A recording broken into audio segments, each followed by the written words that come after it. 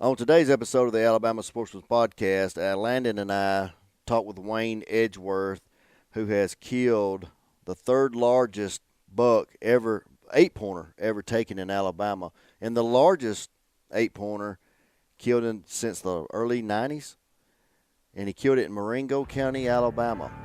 He's got a great story. Listen up.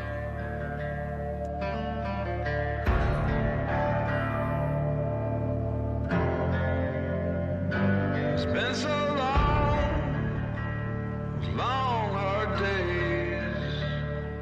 They don't say God's changed my ways, changed my ways, those evil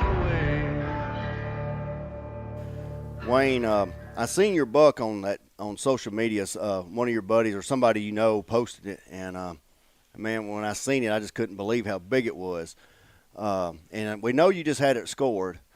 And could you tell us, before we get into your story, just tell us what the buck scored, how many points he had, and what did he score? He's a mainframe 8. He has one tiny small kicker, 1 inch, a little over a 1 3/8 kicker. I can tell you that, I've had him on deer camera since he's 3.5 years old. He's 7.5 years old. He's just the most beautiful is mainframe 8 with not a lot of trash on it. Slick, pretty 8-point, weighed 234 pounds on certified scales, and he's just a super nice deer. Yeah, we're sitting here. We got him actually pulled up right now, some of the photos that you sent us. But, it's amazing. How long was his main beams? His main beams were I got my sheet here. His main beams, left side main beam was 27 7/8. His right-hand side is 28. Good. And what they tell me, they've only scored 2 deer ever that's been over that length. Oh So the gosh. deer it's just unbelievable. But the pictures and the videos you see do not do the deer justice. They never I promise do. you. Yeah, they never do. Well, who actually scored him for you? Robbie Smith for the Alabama Whitetail Records down in Thomaston, Alabama. Right. My farm is about 5 miles west of Thomaston. The little bit on the video he was a little confused on the east and the west, but my place is about 5 miles west of Thomaston in a little town called Hugo. Okay. It's 210 acres. I bought it in 2002. Old hard-working man raked up enough money to buy it and hunted the hunting club next to it and had this opportunity to buy this property next to it. And I've managed it for trophy deer since 2002. 2002. Well, tell everybody out there, just a little bit about yourself. What did you do for a living? Or are you retired or are you still working? I'm retired. I retired at 55. I worked in Birmingham in a chemical plant. We made coatings for interior food and beverage cans, Pepsi-Cola, Coca-Cola, Budweiser, any of the aluminum cans. Right. And the food cans, Del Monte, Hormel, Campbell's Soup. I was the facility/maintenance manager, plant engineer. I had several titles over my career. Right. But drove back and forth from Clanton, Alabama to Birmingham for 18 years. I retired when I was 55 years old. That's I awesome. Kind of enjoy Nice. 10 or 15 years of my life. It looks like you are. So the property, the 210 acres that you bought, so that's not where you live. No, sir. I live in Clanton, Alabama. This is in Hugo, Alabama. It's right around Linden, Alabama, 5 miles east of Linden, Alabama. How, for those, not familiar with the area, how long does it take you to get there from your house, driving? It's about an hour and 45-minute drive. Yeah, it's about like us from where we're at to our hunt club. We have a hunt club not far from you down in Bibb County, so it takes us about that long to get there, right, Landon? Yep, from Anniston. Yeah. Roundabout. But back to the guy who scored it. Was it Alabama? Who was the guy scoring it for? Their official score is Robbie Smith. Okay. Who was he doing it for? What? Alabama Whitetail Records Museum that's just called Alabama Whitetail Records. Okay. They've been in existence, I don't know, for how many years. They built a new, took an old facility there in Thomaston, a brick building, and converted it to a museum, and they've got a lot of trophy deer in there. Mm-hmm. And as they score them each year, they take them and keep them for a year, and then the people that kill the deer come back and get them and keep them from there on out. But they like to keep them for a year, so they can kind of display it. Right. All right. So so you keep saying a video. I guess they done a. I know you're not on social media, and a lot of people know that, but the what's his name? What'd you say? Robbie Smith. Robbie Smith Okay. is the official scorer. Okay. So I'm sure. Hal Smith is actually one that is, I guess, the owner, Okay. technically director or whatever of the Whitetail Records. All right. He I guess you call it, streamed it live on Facebook. Okay. You That's have to what. go to their Facebook to see it. They streamed it live on their Facebook, so people started hitting it as soon as they started videoing it. It's a 21-minute video. He shows him how he's measuring it and all the techniques and doing official measurements and there were several people gathered around, and they were discussing where he's going to score 140, he's going to score 150, and all that kind of stuff, and nobody ever dreamed the deer was going to score 175 and an 8. And but the tape measure didn't lie, Oh, There's yeah. still some naysayers out there that think the deer was rigged and all that kind of stuff, but it's on video. I presume y'all have seen it, right? Oh no, I hadn't seen the video, and that's what I was going to ask you about. That's what I was trying to lead up to that. You can go to Alabama Whitetails Records and pull it up, and then go to down to their Facebook page and hit videos, and mine is the first video. It's a 21-minute video. You'll get a kick out of it. You got me in my original hunting clothes. I took my boots off, but I had, but I was. It's a neat video. Listening to everybody still around, I mean, you will get a kick out of it. It's a little bit long, but it really paints a picture.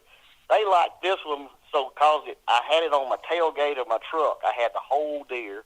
Right. And instead of them bringing them on out of a freezer and scoring it there inside the museum, this one's old-timey, like just out on the tailgate. Here he is. Yeah. Nice. That's awesome. All right.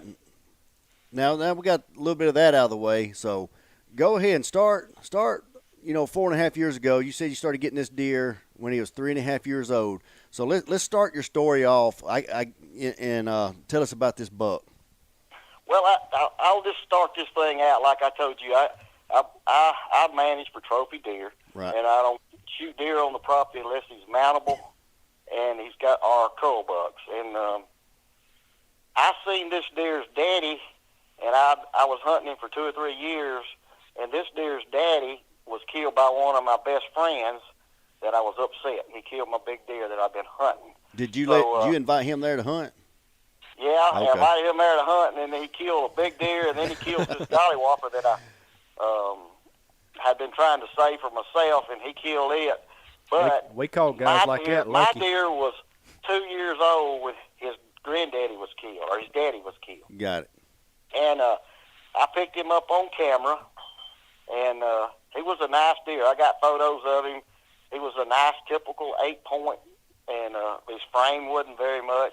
And then on the 5th year, and it's in this video if you watch it, he gained a little crab claw on one side. Mm-hmm. And then the next following year, the crab claw went away, and he was the best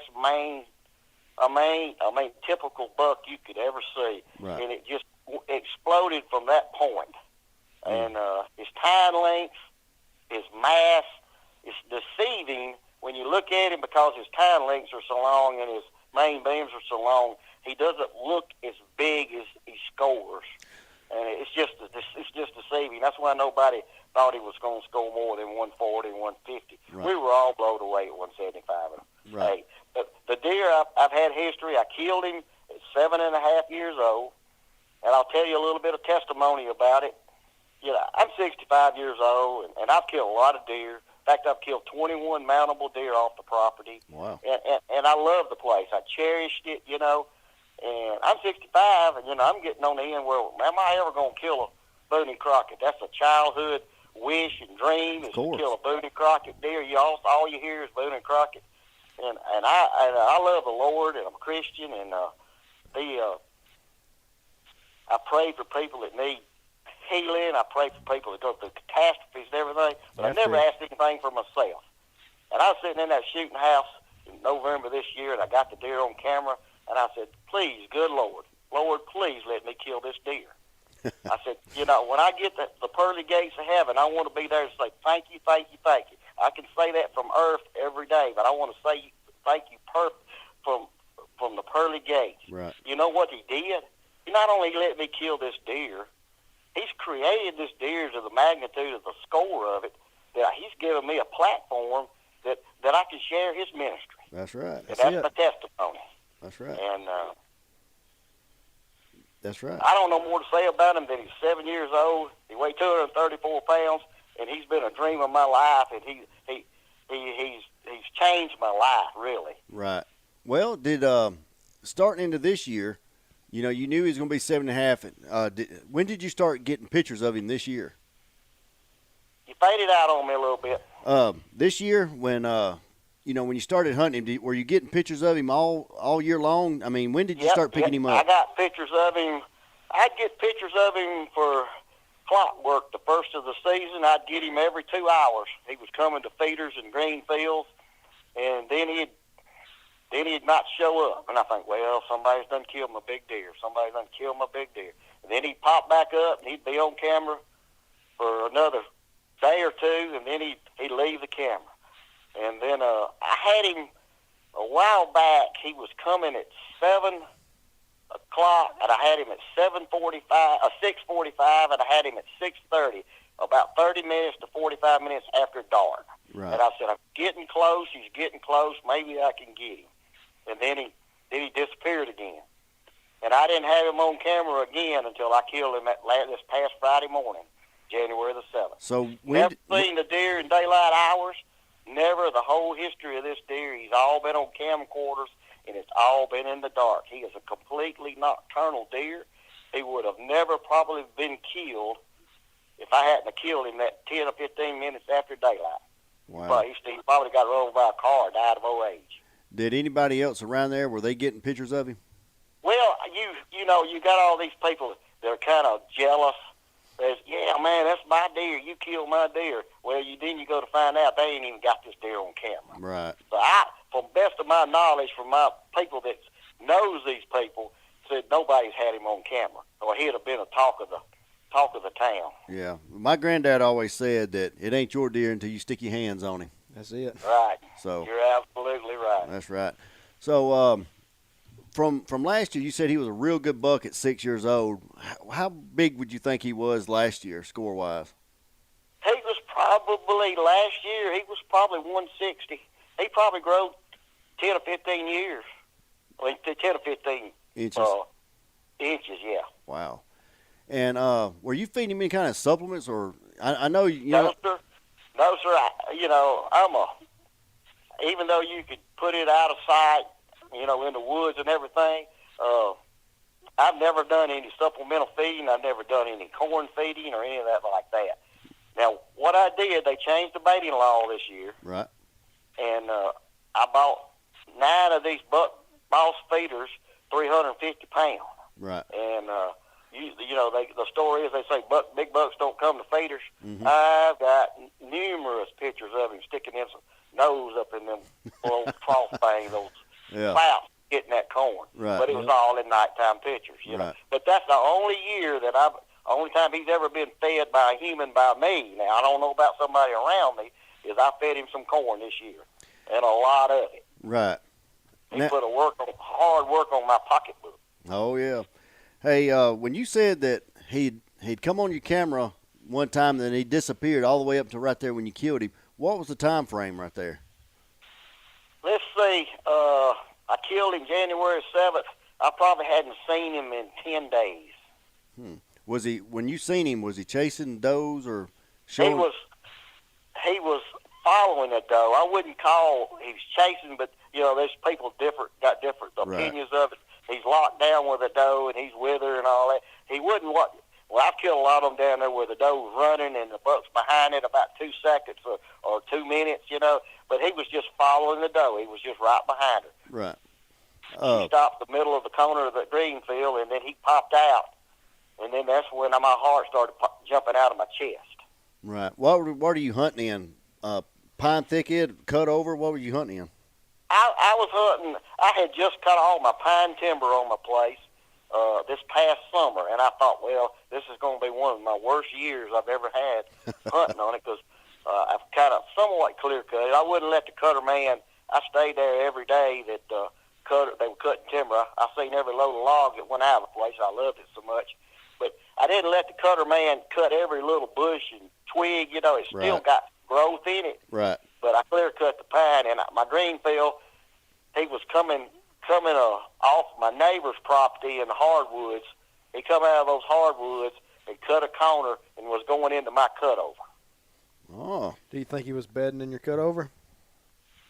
He was probably bedding in my cutover before I cut the timber, and he probably moved over to my neighbor's property, and he probably increased his home range a little bit. Right. So, is your property? Is it? You keep saying a neighbor. Is it? But some more private property, or are you on surrounded by a hunting club? All the property around me is all privately owned land. There's a hunting club to the north of me, and there's a hunting club to the south of me, and the property west of me is a private landowner that I used to hunt on the hunting club, and the hunting club no longer exists, and there's about 1,200 acres over there, and the landowner does not allow any hunting. So Wow. I got a pretty good situation here. Yeah, sounds like you do. And the hunters that hunt on my north and south, my north people, they pretty trophy hunters. In the south, they just don't do a lot of hunting. They Right. just kind of fiddle around. They Right. kill my does. I don't shoot a lot of does. Right. And I let all the surrounding people kill all the does, and my does are not pressured up. Oh, that's good. So you killed him in Morengo County. That's where you hunt at. And Yes, sir, Morengo County. so what would you say the peak of the rut is down in Morengo? I've killed 20-something mountable deer, and I've killed a lot of culls and a couple of boo-boo bucks. Where Yeah. you kill one, you thought it was bigger than what it was, that kind of thing. Oh yeah. My rut down there is around January the 10th to January the 30th. You can look at the name tags on all my deer that's mounted, and my friends have got mounted. The hottest part of the month is from like the 15th to the 20th. Those 5 days in there, right in there, are the hottest days. But it starts about the 10th, and it goes really to the end of the month. That's right. Now, this one's daddy was killed February the 6th at 3:30 at 72 degrees in the middle of a green field. So some of that, there's a kind of a trickle rut down there. It really goes into February because there's so many does. There's just too many does. Right. I'm not going to thin mine out. I'm going to let mine live. Yeah. There's so many people that say that way far south Alabama, they do have a February rut. Would you say their February rut is like I hunt up here? The furthest I go now, years ago we used to hunt in Barber County, but we don't anymore. But would you say that there is a primary February rut, or would you say it's just like you said, a trickle rut? It runs into February from January. What in my area, and you can look on the state people think our rut. They got this map they set out this year showing it around the 15th is the prime. I think you're catching the second estrus on the does in February. Right. Because there's so many of them, they all don't get bred the first cycle in January. Okay. And then you're catching the second ones in February. The first one's in January, and then you're catching some second ones around the 10th of February. And that's why you're getting that prime rut from the 10th of January to the 10th of February. You get a few stragglers in the end. You do probably get some March. I see some small does. Small yearlings. Not yearlings, but fawns Right. that were pretty small when season starts, so they were probably bred in March. Right. Yeah. I mean, occasionally people turkey hunting. I have too. I've seen it too. You know, they'll see a buck chasing a doe, you know, in turkey season. So, well, I know that can't be all about this buck. I know you got some more. Let me tell you about the buck. Let me tell you about the killing of the buck. Let's hear it. Yeah. Okay, man. You know, I told you that I've always wanted to kill this deer, and the good Lord granted me the switch. And Right. I'm sitting there in the shooting house. He comes out in the green field, and I shoot a 300 Weatherby Magnum with a 165 grain boat tail bullet. Mm-hmm. You know, that thing totes a watt. Oh yeah. That bird come out there, and I dropped that. I got sandbags. I got shooting houses that are pretty comfortable with office chairs in them and heaters and all this good stuff. He Right. come out there, and I dug out of that sandbag, and I was going from his head to his tail, from his head to his tail down to his. I couldn't hold that scope still for nothing. And I jumped back away from the gun, and just kind of caught a deep breath and said, Wayne, this is the only time you ever going to see him in the daylight hours. You better kill him and calm down. So I calmed down a little bit, and I put the crosshairs in on him, and I didn't even try to hold it on him. I just got it on him, and I pulled the trigger. Mm. And that rascal took that 165 grain bullet like a man. He didn't like he wasn't even hit. He just walked across the field. And I'm Dang. thinking, I didn't even hit him. He got to the edge of the field right there, and he was going to go step over in my cutover, and I seen him trembling. He was fixing to fall dead. Yeah. But I bolted another bullet, put him in there, and I piled him up right there. That second one dropped him. That dropped him like a rock. How far away was he when the first shot? That first shot, he was about 160, 170 yards. Golly, he should have crippled him right But there. I still didn't believe he was dead till I got down there and seen him laying on the ground. Well, when you seen him laying on the ground, what'd you do? Oh, Did you I scream? got on the phone and I called my wife. She was at the house. Yeah. And I called my wife. She didn't turn the phone on. She still in the bed. Yeah. So I called one of my best buddies around that area that he owns a little bit of land, and I called him first thing. He didn't hunt that morning, and he thought I was having a heart attack. I was screaming so hard. Yeah. I was hollering, I killed the gollywhopper. I killed the big, humongous 8-point. He said, man, you all right? I said, yeah, man, I'm all right. I'm just happy, man. I said, I'm just happy. I said, yeah, this has been a dream, buddy. Yeah. Sweet. And I took him up there, and when we got him loaded up, I got him loaded. I got one of these little apparatuses on the back of my four-wheeler. It's got a little winch on it. Yep. You can let it down and pull it. He run out that cutover about 20 yards, and I drag him about 2 foot and go blow for about 15 minutes. I drag him another 2 or 3 foot, and I'd blow some more. Yeah. I finally got him close enough to that platform, and I winched him up on there, and it spins. It's a square tubing down over the receiver hitch. It's round, Uh-huh. and it just spins right over in the buggy, and I let him down. I couldn't have got him. When you hunt by yourself most of the time, you're 65, you got to have apparatuses to help you. Sounds like my dad. That's it. That's what Yeah. they make those But babies for. it's been a dream come true, and it's for about 2 days, I was just overwhelmed with adrenaline and happiness, and about the second day, Sunday at church, it kind of set in on me. I didn't deserve this deer. This deer, I just humbled myself. It's just like it's just unbelievable. I mean, this happened to me. This old boy didn't ever dream of killing a Boone and Crockett. Right. Yeah. I mean, this is next to getting saved and getting married. This is the third thing that's ever happened to me. That's the happiest thing in my life. That's Sweet. awesome. And I can hear the excitement in your voice. Oh, I know yeah. you're truly excited. Well, I talked to you yesterday, and you said you were going by the taxidermist to get your antlers to show them to people. I got them now. I've been kind of riding them around today, showing them to people. What's everybody's reaction? It's overwhelming.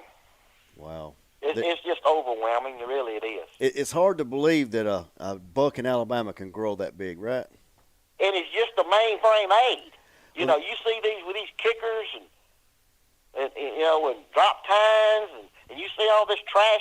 This is a clean 8-point. I know it. Got one little sticker on him. I was He's talking. clean. I was talking to one of my buddies earlier today. He can't wait to hear the podcast about it, and I was telling him about it and how clean it was. And I seen him a picture of it, and he said, he made a valid point, a very valid point. You cannot go to a high fence and pay to kill a deer like that because they can't grow them like that. You know, they try to grow them as clean and as, as big as an 8-pointer they can get, and they can't grow them like that yet. And I mean, this is me talking now from, knowing what I do know a few years back. But they may have them now, but I mean, most people want to kill a deer like it. They'll pay $10,000-$20,000 for a deer like that. Oh yeah. And that right there come from eating briars. Briars and dang green fields, Yeah. Yep. Acres, green fields, honeysuckles, sweet gum leaves, and this kind of stuff. Right. So let me ask you this. All right, you got his picture 3.5 years ago or whatever. Were you gunning for him then, or were you saying, I'm going to let him go? He would have been dead at 3.5. Well, how big would you say he was score-wise at 3.5? Probably 130, 140. Dang. That's our typical scoring there. You know what I mean? Right. If you get a typical 8-point to 130 to 140, you've accomplished something right there. Oh yeah, that's right. And when you get him to 175, well, that just goes to show you. That task is almost impossible. You're right. Almost impossible. My dad's in the wild. Right. My dad, when I was a kid, when I told you earlier, we used to hunt down in Barber and stuff. When I was a kid, we used to hunt management area, all public land. Well, it got overwhelmed by hunters back then, so we decided we was going to get in a club. So we got in a hunting club in Lee County down in Opelika. And while we were down there, my dad's a beast of a hunter. I mean, he's lost many a friends and many a wives from hunting, but that son of a gun, he loves to hunt. And so, well, anyway, we were down there. He killed a mainframe 8. I mean, he had no stickers or anything, and it was like 100. I think it was 145 inches. This was back in the 80s, and I thought that was the biggest deer I ever seen in my life. I thought it was just Godzilla of a buck, especially an 8-pointer. And then a few years back, he ended up going to Kansas and killing one up there. It was 162, and I tell you what, you add 15, 16 extra points like you got onto it. I could only imagine in person what your buck looks like. Do you know the stats on this deer? No, I do not. Okay, let me give you the stats on this deer. The stats on this deer, he is the number 1 buck in Morengo County in the 8-point category, non-typical. Wow. In Morengo County. Number 1 in the life of the history of this buck. Wow. Okay? All right? He is 3rd in the state on non-typical category, 8 points. 3rd in the state. He is the last deer that was killed in Greene County in 1993. In 27 years, this is the biggest buck, the typical 8 that's been killed. He is the number 1 buck in Alabama in the state far as clean. Clean, right. No trash on it. You just want to score a clean buck, he's number 1 in the state. He is the 6th largest in all typical categories. I mean, categories are typical are like 6, 8 points, 10 points, 12 points. Right. That's typical of 4 on one side, 6 on one side, 8 on one side. They're typical points. Right. He is 6th in the state in all those categories. As an 8-point. As an 8-point, he beats the 10-point category, the 12-point category in the state of Alabama. Wow. That's And amazing. they tell me, now I don't know all about this social media stuff, but he's going to probably be the most viewed deer ever on social media. It's over 1 million views of this deer. Dang. Sweet. And we're sitting here talking to him. We're sitting here talking to a celebrity, Landon. Yeah, man. Name's going in the record book, ain't it? Yeah. Man, that's awesome. So what would you It's just an unbelievable thing for me. This is not just an ordinary deer. No, that's right. So I asked you earlier about, the first year you got his picture at 3.5. So what happened? What was the reason? Did you ever see him while you were hunting earlier, in those years? Let me tell you, All I right. told you earlier, he's never been seen in the daylight. Even as a younger buck. As a younger buck, I might have seen him when he was 2-year-old or 1-year-old when he wasn't shootable. Right. In my book. Right. But after he got 3.5 years old, the deer never showed up in the daytime. Never till Friday morning around 6:35. 4 years. Sweet. 4 years, and he said, "Here I am." He's never been in the daylight hours. He'd have been dead. Well, because he was a nocturnal deer, he got to 7.5 years old. He just stayed out too early that night. That's all that was. Yep, that girlfriend got him. That's it. That's what usually gets them. And we was talking earlier, me and Landon, and I think you saying your deer's 7 years old, and we've talked to a couple other guys this year, a few other guys that have high caliber, world class, scoring bucks, and every one of them say their deer is 6, 7 years old. And I think in Alabama, if you just got a wild deer, not in a high fence, and you're not supplemental feeding, far as like record rack or anything like that, just growing on acorns and browse and whatever, 7 years old is a magic number for those big monster bucks. That's the pinnacle.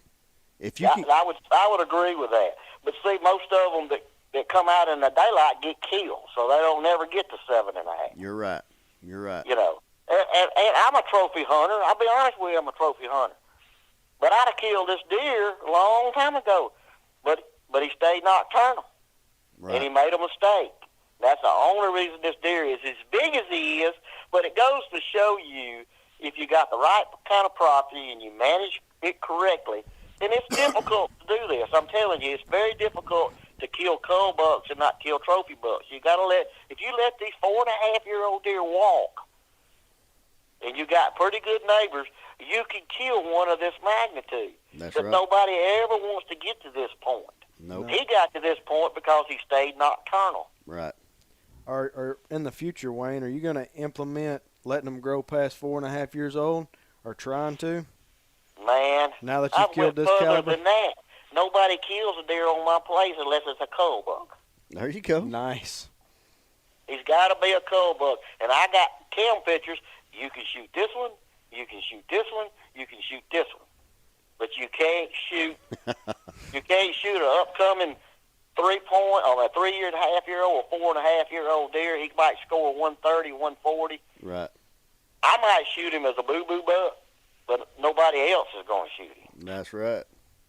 That's what you got to do. It I mean, is. if you want bucks like this, and and I'm sure, just like on social media, people's going to listen to this and say, "Well, you can't eat the horns." Well, it ain't about the horns. It's Shoot you a doe if you want horns and want meat. That's Oh, yeah. right. So I mean, Alabama lets you kill as many of them as you want, just Yep. about. I know it. And what gets me is so many hunters pay so much money to go out of state, and I'm guilty of it too.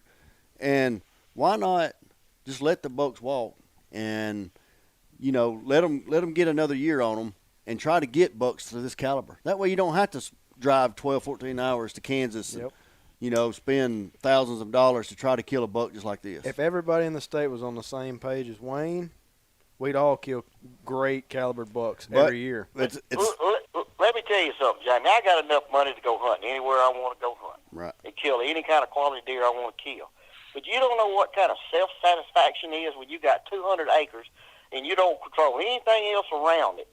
But you work as hard as you can work, blood, sweat, and equity, bush hogging, disking, planting sawtooth oaks, and doing everything that quality deer management. I've been to every one of those schools. I got my roads just like they tell you how to put them. You got a main road, a secondary road. If you do everything right, there's a possibility you can kill a good deer in Alabama. I just proved it.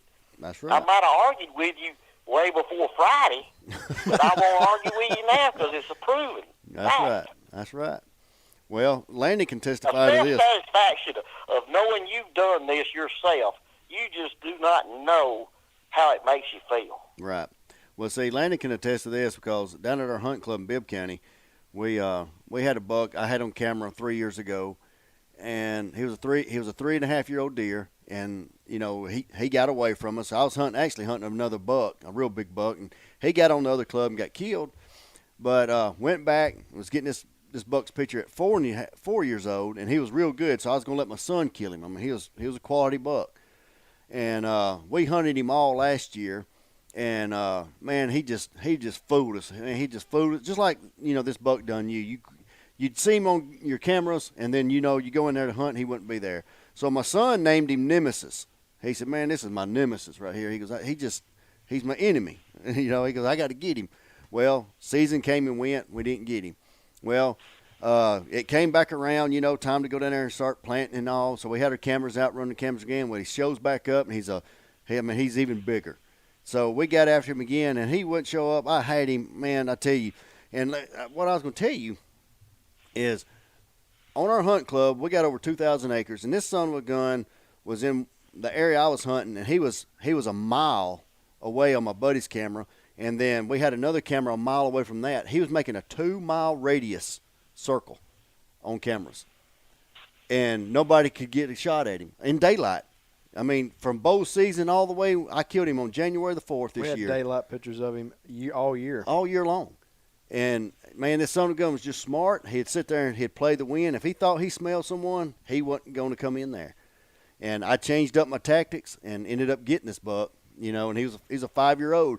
And it's just like you said, on the video, I got it on video. On the video, of course, I'm going to edit it out because I was pretty happy, and I was – yelling, and you couldn't really understand things I was saying, but I was on the phone with my dad. And so anyway, just the feeling you get when you set your sights on just one particular buck, and he's outsmarting you, and then all of a sudden you're able to take him. I mean, the feeling you get, man, it's just an accomplishment. You could bottle it up. You can become a billionaire. Not a millionaire. You can become a billionaire. You got that right. Yeah, I'll take a shot. Yeah. But at the same But time, let me say something else. all right, go ahead. I consider myself a trophy hunter, but I don't have anything against people that want to kill 6 points, 4 points. I don't either. Because I want to keep this hunting tradition going. Yep. And I've got friends that are trophy hunters, and they just get upset because processors are bringing in 4 points and 6 points. Listen, folks, we got to keep the sport going. Everybody doesn't have the same opinion. It's deer hunting. That's exactly right, Wayne. You know what I mean? We can't take it to where the state wants to take it to trophy hunting. They're almost there, but we're not there completely yet. But we're almost there that they're catering to the people like me that are trophy hunters. But we can't do that because we'll lose the kids of the world because you can't kill deer. You're exactly right. I think 3 buck limit, and I think the way they got it set up, I think that is great because, if a man wants to kill a spike, look, he can kill him a spike. And then, he's got his other bucks that he can kill or, I can't remember what they are. I usually just focus on one deer a year. But then he's got all these does if he wants to kill, for meat. But it's like that. I don't care what a man kills. If it's in the legal limits of the law, have at it. But you remember years ago when they went from, they started legalizing crossbows, and then the bow hunters and the crossbow hunters got to fighting with one another. Right. We shouldn't do that. Nope. It's all about, we can't take the sport to a point where it affects hunting in general. You're right. And, a friend of mine told me years and years and years ago that he remembered when they came out with compound bows. People who hunted with recurves and long bows were against compound bows because it was giving them the upper hand. Tactical advantage. Yeah, it's giving a little bit more edge. And then look now, people was getting mad at crossbow hunters. I don't care if it's legal. If the state says it's legal and you want to put out corn and hunt over corn, I don't care. I do not care. If Wayne wants to kill nothing but trophy bucks on his property, good for Wayne. If he can do that, man, I'm for Wayne. Oh, yeah. I'm Wayne's #1 fan. Yep. Now, if my neighbor next to me wants to kill spikes and 4-pointers, you know what? I'm my neighbor's #1 fan. Yep. Shoot them, buddy. Because if that's within the law and he wants to do that, and this man's a hunter and he buys a hunt license every year, and he's helping our sport, I'm for that guy. I'm for that hunter or woman or kid, whoever it is. I don't care. I know what I want. Landon knows what he wants, and Wayne knows what he wants. But everybody else don't have the same opinion. You're right. You're right. Everybody's got an opinion, and I'm not going to criticize somebody else. If I let one walk and my neighbor kills him, all I can say is, I did all I could do to let the deer grow, but he didn't make it. Exactly right. Yep. We've had Landon knows this firsthand down at our hunt club. There's a club next to us.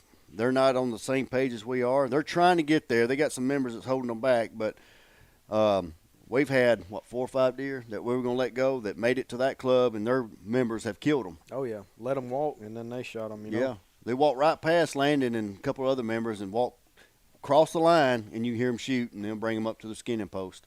Yep. But it's a legal deer. It's legal on their club. Let them have them, Yep. Man, I would encourage people, to let deer grow, but I'm not going to beat them up. No. That's exactly right. Well, I mean, even as a kid, you want to shoot whatever walks out, and then eventually you start graduating to, hey, I want to kill a bigger deer. Hey, I've killed 5 deer like that. Why don't I kill a bigger one, And it's just a graduation process. You get older and stuff, and you just want to shoot better deer. It is. It's like a friend of ours down by our hunt club at Son of Gun. He's got a club next to us. Good guy, another hunt club. His name's Kelly Smitherman. He says, I'm not as mad at him as I used to be. That's like me, Used to, I thought I had to kill one, 4 or 5 every year. Now I'm just happy with one.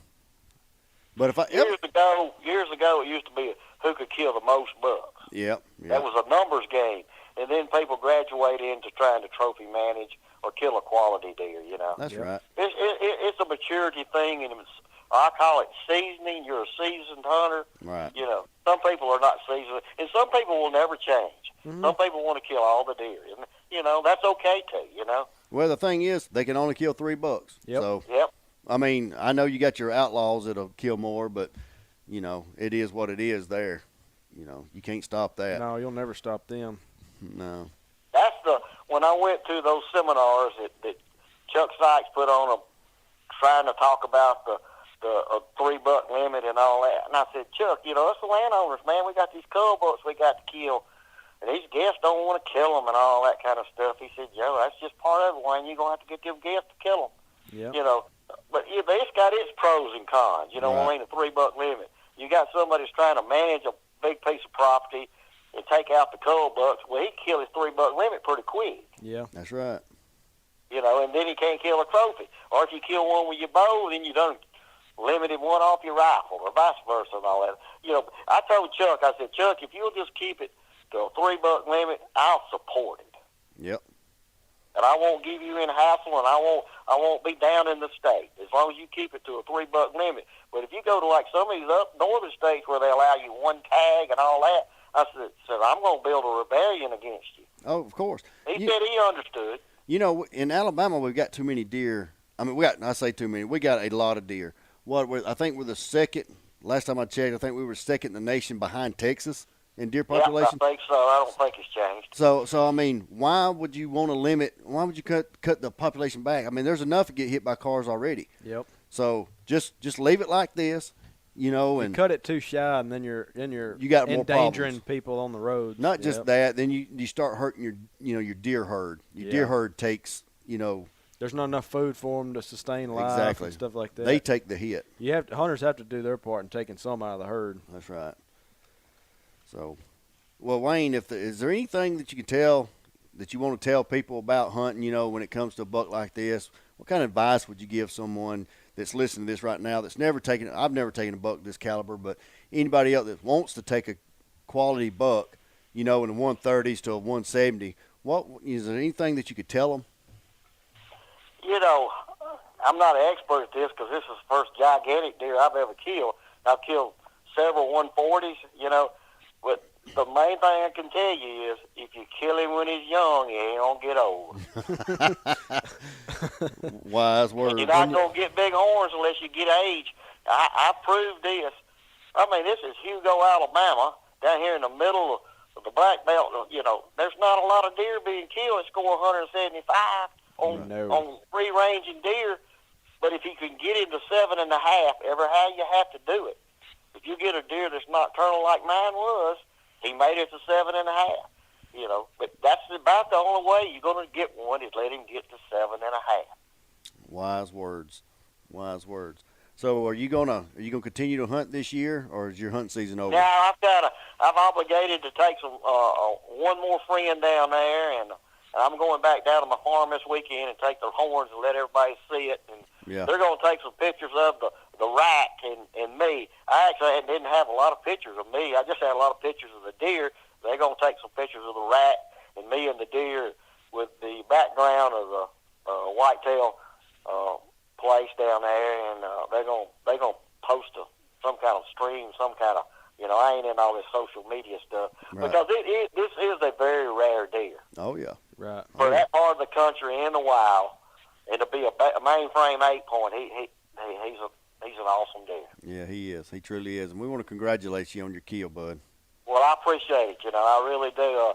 Had a lot of people tell me thank you. You got a few of these folks that are jealous, but that's part of hunting. That's just the way hunting is. Yep, they're in every group. So. Oh yeah. But we want to thank you for coming on, and I'm sure everybody's going to enjoy their story. And I hope you touch somebody, with your story, and maybe it'll make somebody open their eyes. But and I appreciate y'all giving me an opportunity to share my story. All right, thanks for being on here, Wayne. All right, see you, Wayne. Thank you. All right, take care. Bye. We just want to thank you again, Wayne, for being on the show.